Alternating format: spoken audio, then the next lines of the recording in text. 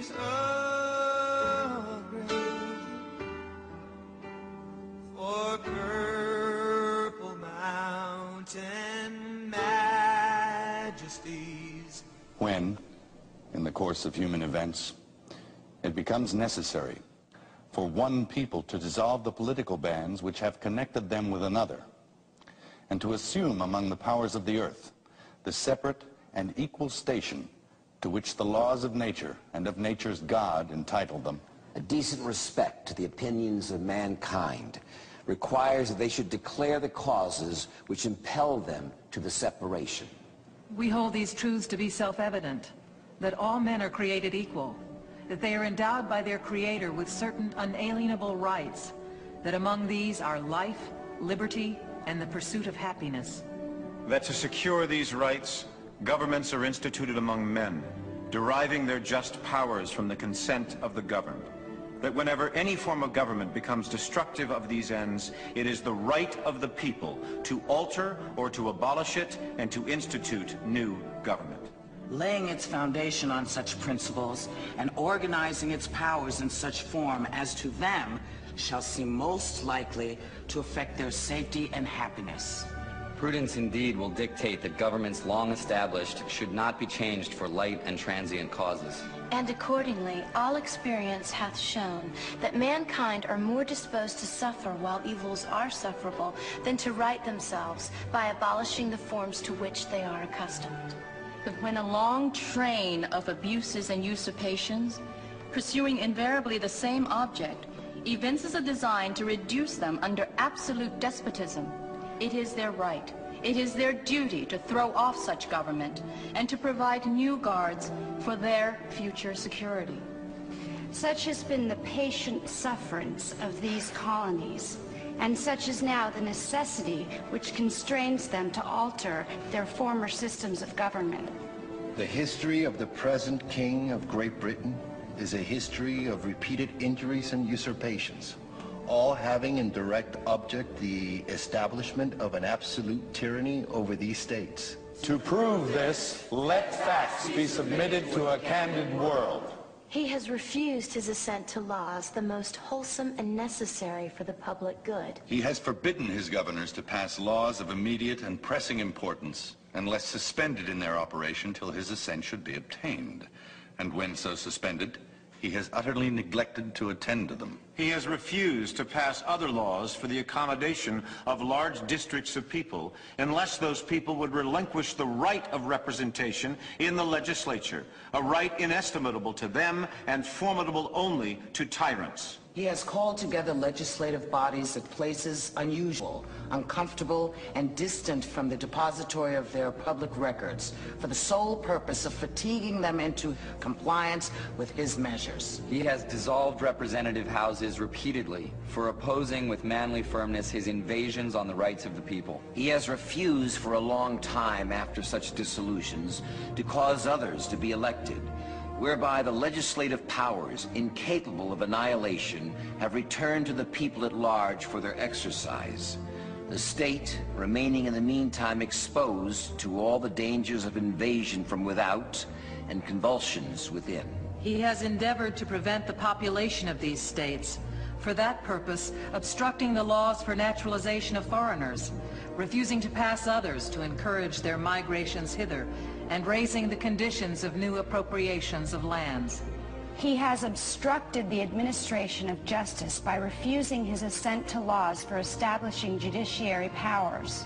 He has made judges dependent on his will alone for the tenure of their offices and the amount and payment of their salaries. He has erected a multitude of new offices and sent hither swarms of officers to harass our people and eat out their substance. He has kept among us in times of peace standing armies without the consent of our legislatures.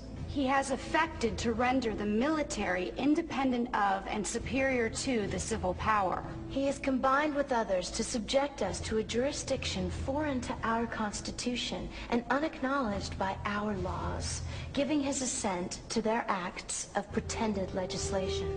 For quartering large bodies of armed troops among us. For protecting them by a mock trial from punishment for any murders which they should commit on the inhabitants of these states. For cutting off our trade with all parts of the world. For imposing taxes on us without our consent. For depriving us in many cases of the benefits of trial by jury.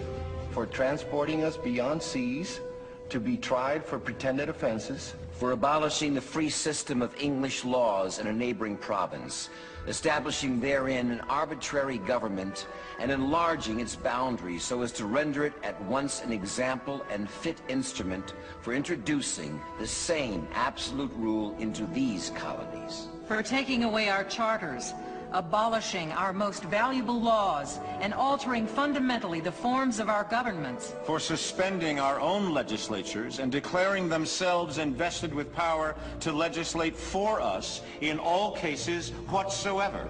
He has abdicated government here by declaring us out of his protection and waging war against us. He has plundered our seas, ravaged our coasts, burnt our towns, and destroyed the lives of our people.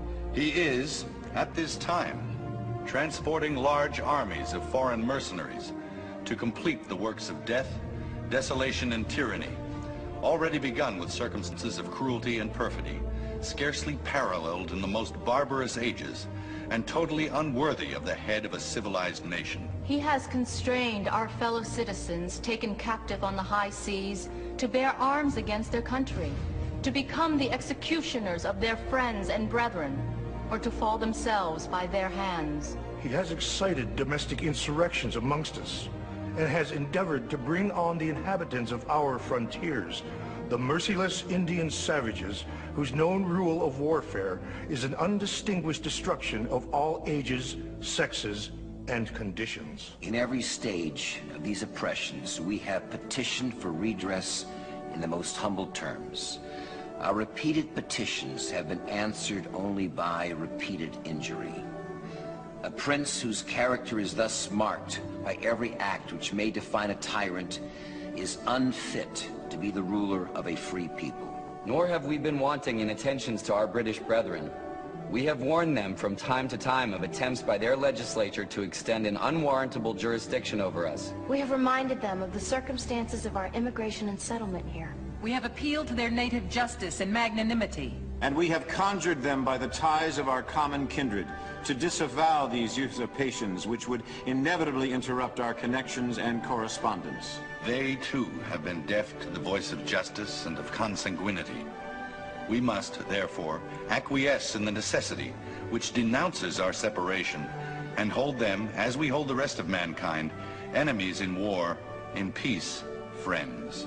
We, therefore, the representatives of the United States of America, in General Congress assembled, appealing to the Supreme Judge of the world for the rectitude of our intentions, do, in the name and by authority of the good people of these colonies, solemnly publish and declare that these united colonies are, and of right, ought to be free and independent states. That they are absolved from all allegiance to the British Crown.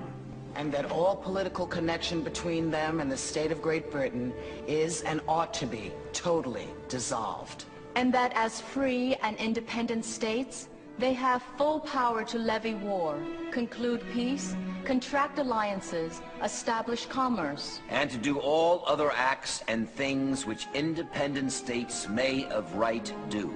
And for the support of this declaration, with a firm reliance on the protection of divine providence, we mutually pledge to each other our lives